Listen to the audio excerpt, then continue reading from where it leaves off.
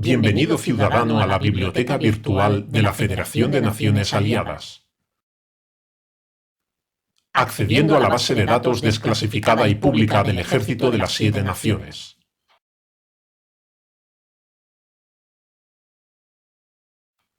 Indique su búsqueda.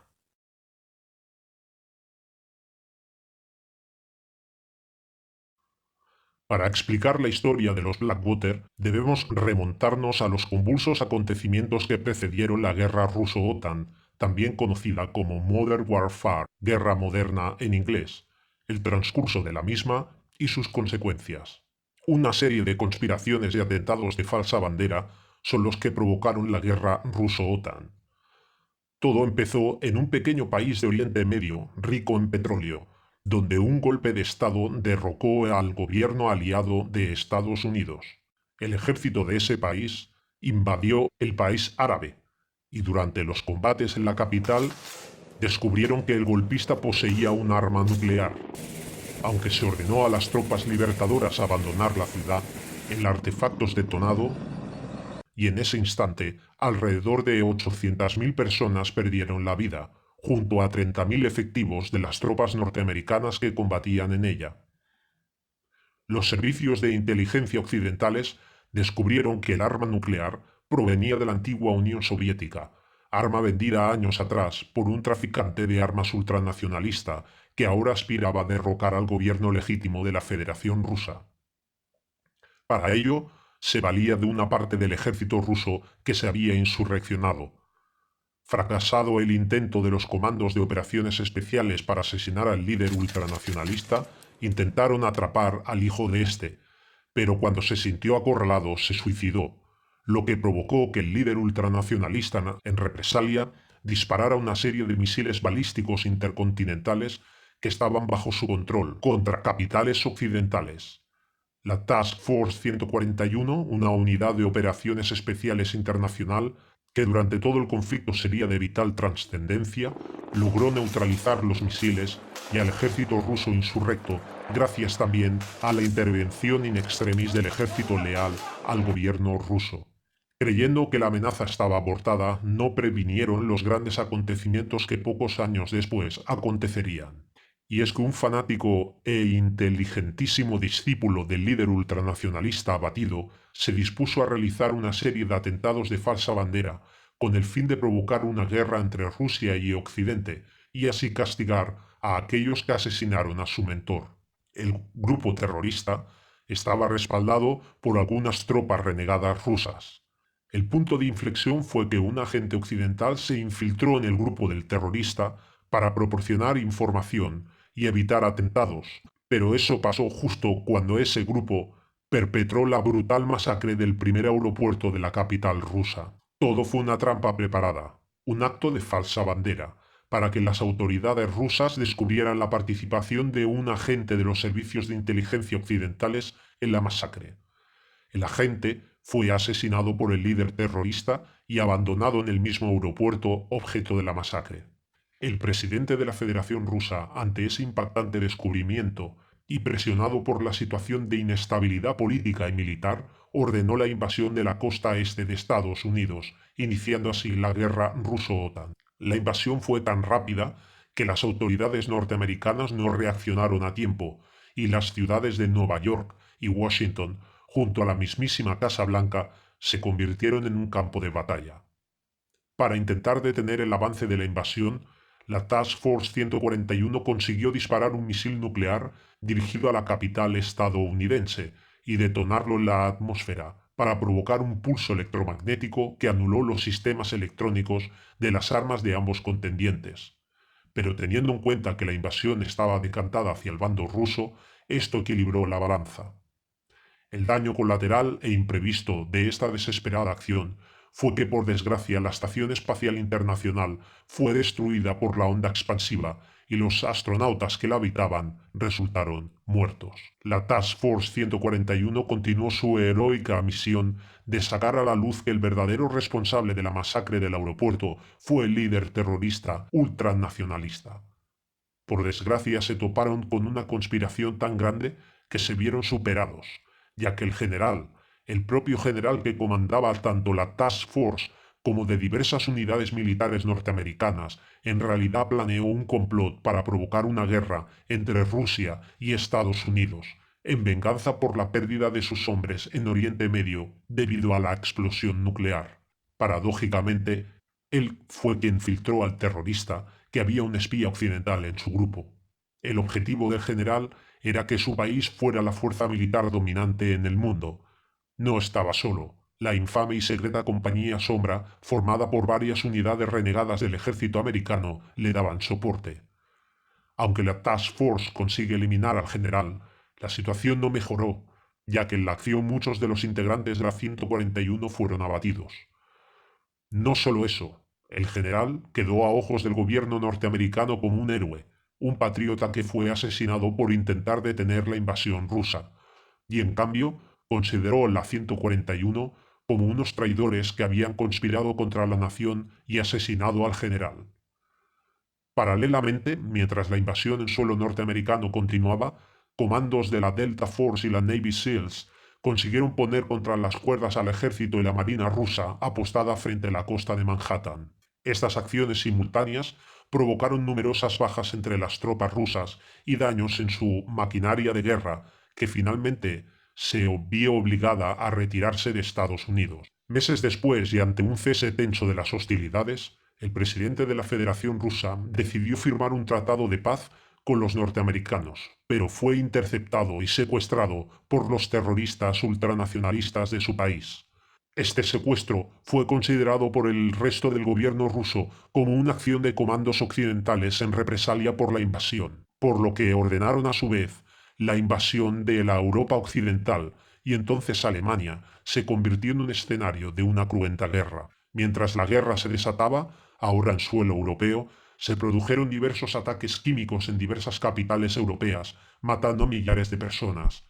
Estos atentados estaban perpetrados por el mismo grupo terrorista ruso que atentó en el aeropuerto. Finalmente, la 141 consiguió rescatar al presidente legítimo de Rusia de las garras terroristas, poniendo fin a la guerra ruso-OTAN y desenmascarando toda la conspiración, tanto la traición del general norteamericano fallecido como las acciones terroristas y conspirativas del líder ultranacionalista ruso, lo que devolvió a la Task Force al reconocimiento que se merecía, y ahora, apoyada por ambos ejércitos lealistas, se dispusieron a dar caza al líder terrorista. Aunque finalmente consiguieron encontrarlo y eliminarlo, la unidad Task Force 141 había pagado un alto precio. De los 86 miembros originales, tan solo sobrevivió su capitán. El mundo debe mucho a aquellos héroes que detuvieron la guerra, y hoy en día la nueva Task Force 141 es la mejor unidad militar de la sección STARS de la Federación de Naciones Aliadas. Consecuencia de la guerra y el surgimiento de las megacorporaciones. Las consecuencias de la guerra ruso-OTAN tuvieron un gran calado, ya que provocaron una crisis económica mucho más severa que la del 2008. Sus implicaciones tuvieron un efecto negativo contra la economía china. Tanto es así que surgieron diversas insurrecciones populares y un intento de golpe de Estado en aquel país, que agravaron la situación geoestratégica mundial. En los países occidentales, las protestas masivas y violentas de la población se multiplicaron inestabilizando los gobiernos. Ganaba la corriente de desconfianza hacia la clase política y militar debido a que no habían evitado una guerra absurda y manipuladora. Ese terremoto social y financiero mundial hundió economías y países incluso de aquellos que no habían participado en la guerra, y especialmente la de países en vías de desarrollo, provocando un efecto dominó. Surgieron revueltas militares en todo el mundo como una pandemia, derrocando gobiernos de democracias frágiles y sustituyéndolos por caudillos que gobernaban con mano de hierro. Los sectores financieros más poderosos decidieron intervenir, ya que su poder se veía amenazado, y crearon alianzas entre fondos de inversión, entidades bancarias y corporaciones, dando lugar al nacimiento de las megacorporaciones. Estas ofrecieron a la población descontenta y desesperada una alternativa a los gobiernos democráticos, una tecnocracia empresarial, donde las naciones serían gobernadas por directivos, técnicos y especialistas en sectores productivos o de conocimiento a sueldo de las megacorporaciones, y no por políticos. Si bien ya habían habido casos de naciones gobernadas por tecnócratas, estos habían sido momentos puntuales de la historia y con la atenta mirada de los poderes del Estado restantes, pero nunca como forma definitiva de gobierno. Durante el gobierno de las megacorporaciones, el pueblo seguiría eligiendo a sus representantes legítimos y estos tendrían una presencia en la junta ejecutiva gobernativa de cada megacorporación, pero su poder de decisión o veto estaría muy limitado en las votaciones decisivas propuestas por los tecnócratas ejecutivos de las megacorporaciones. Las megacorporaciones aseguraban que con su gobierno empresarial no existirían guerras porque éstas perjudicaban sus intereses económicos y al crear estabilidad proporcionarían paz y bienestar a la población. Las naciones que abrazaron las tecnocracias empresariales como si fueran un bote salvavidas, al principio notaron esos beneficios. La economía se estabilizó, el mundo estaba en paz y comenzó a aumentar el nivel de vida, pero sin un control democrático y con unas libertades casi inexistentes, los países se convirtieron en meras máquinas empresariales en el que el sujeto, el ciudadano, el individuo, no poseía apenas derechos.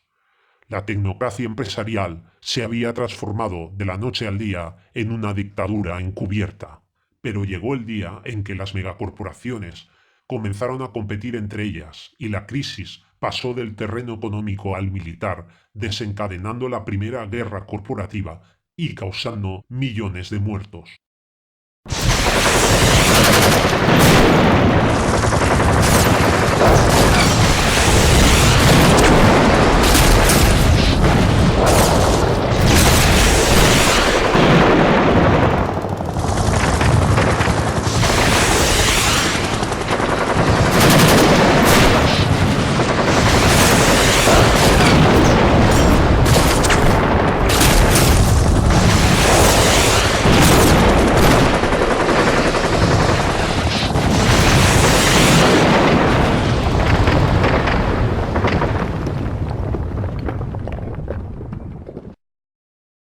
Esta cruenta guerra acabó con un tratado de paz multilateral cuando los valores bursátiles de las megacorporaciones se vieron gravemente afectados por la guerra que ellas mismas habían iniciado.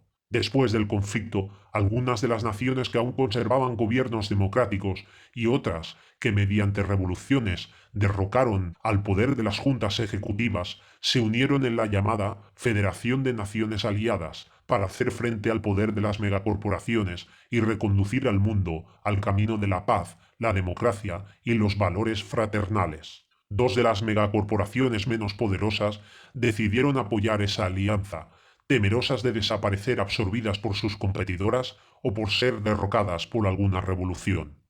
Estructura y objetivos del gobierno de la Federación.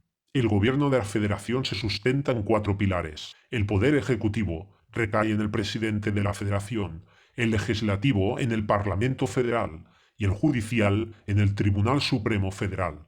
El cuarto pilar es el Ejército Federal, que está supeditado al Parlamento Federal, y es que la Federación tendría que sacar músculo frente a algunas megacorporaciones de gran poder que veían en ella una amenaza, y frente a la Liga de Estados Democráticos, un conglomerado de dictaduras militares y políticas con una visión imperialista, cuyos valores son radicalmente distintos a los de la Carta Magna de la Federación, que propugna la libertad, fraternidad, igualdad y prosperidad para los ciudadanos de la Federación y aquellos países que quieran adherirse. Y es que tras la desaparición de la Organización de Naciones Unidas y la desintegración de la Unión Europea, algunos países sintieron como desaparecían vínculos de unión hacia el resto de naciones, y la Federación esperaba con sus bases fundacionales que otros países se unieran a su iniciativa democrática, universal y fraternal. Estructura y composición del Ejército de las 7 Naciones. Para proteger esos valores fundacionales, la Federación de Naciones Aliadas formaron el Ejército de las 7 Naciones, pero no contaban con suficientes efectivos para afrontar las posibles amenazas de los bloques contrarios, ni siquiera uniendo los ejércitos de las 7 naciones, debido a las numerosas pérdidas sufridas durante la Primera Guerra Corporativa. La Federación decidió reforzar su músculo militar permitiendo la admisión de soldados de los ejércitos privados de las 2 megacorporaciones, que estaban en territorios de la Federación. siempre y cuando estos ejércitos privados fueran comandados por el ejército de la Federación. Una de las megacorporaciones aliadas poseía el Blackwater, el ejército privado más numeroso en territorio de la Federación, y así, finalmente, 200.000 soldados a sueldo de las megacorporaciones aliadas pasaron a engrosar las filas del ejército federal, una cifra pequeña comparada con el monstruoso ejército privado de la megacorporación más poderosa, que se calcula que está en torno al 1.300.000 soldados. No obstante, el Blackwater levantó ciertas reticencias y malestar en algunos mandos del ejército de las Siete Naciones, debido a que eran considerados tropas mercenarias. Desde la creación de la Federación, los efectivos de esta unidad militar privada han servido con efectividad y entrega a los intereses de la misma.